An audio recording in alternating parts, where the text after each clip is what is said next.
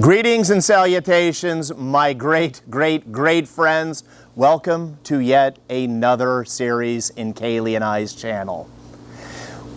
We feel like this might be the most impactful series yet, as there is a lot of darkness going on in the world right now, and we have to remember to be lights.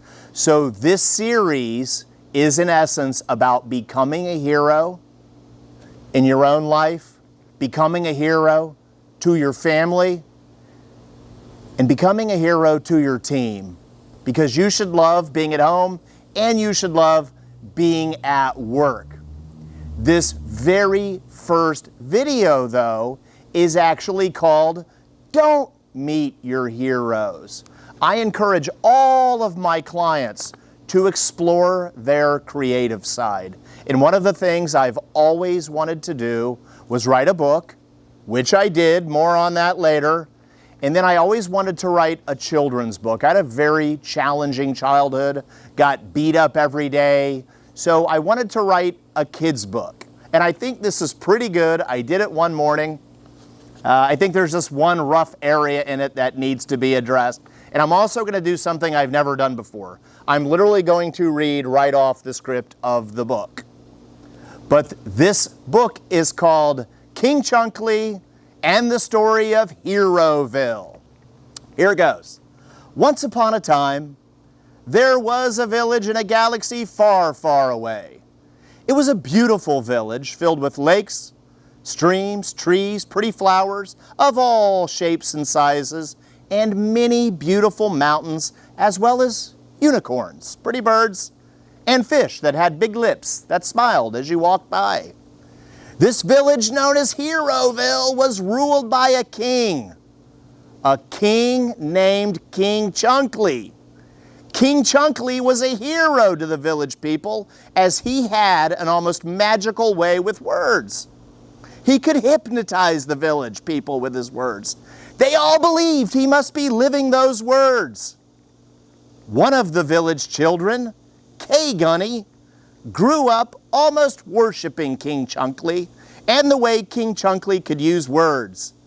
Gunny's dream, those dreams are important, was to one day serve in the king's court. After taking her schoolwork very seriously, staying physically fit, always being helpful to others, always learning new things, not being on her phone all day, Gunny graduated from college and applied for a job in King Chunkley's court. One day, an envelope came in the mail, and Gunny had gotten a job as jester in the king's court. She was overjoyed at the thought of serving the king, who she thought was really out to serve others, because to serve is to live in love. Givers gain and takers lead a life of not being happy. She also loved the thought of being jester and being able to make people smile and laugh all day, because that's the sign of being a really beautiful person. The first day came in the court, and wow, it was a disappointment. Her hero, King Chunkley, didn't even take 5 minutes to say hello. And he didn't say thank you after she did a great job serving others and making them laugh as the jester in the king's court.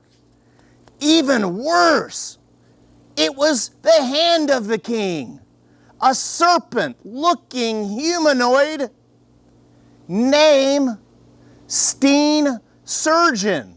All they did the whole day was slither around and spew out cliches of King Chunkley. It turns out Gunny's hero, King Chunkley, was an antisocial recluse, which means, boys and girls, that he really didn't talk to anyone or actually like anyone. All the king seemed to do all day was eat food, drink sugar sodas, and be upset if someone in the court shared a great idea that was actually their own.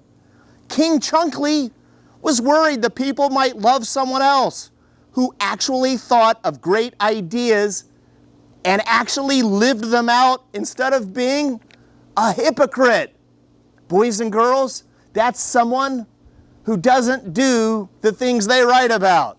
Kay Gunny learned that talk is cheap, and someone who actually lives the words they profess is the best way to live.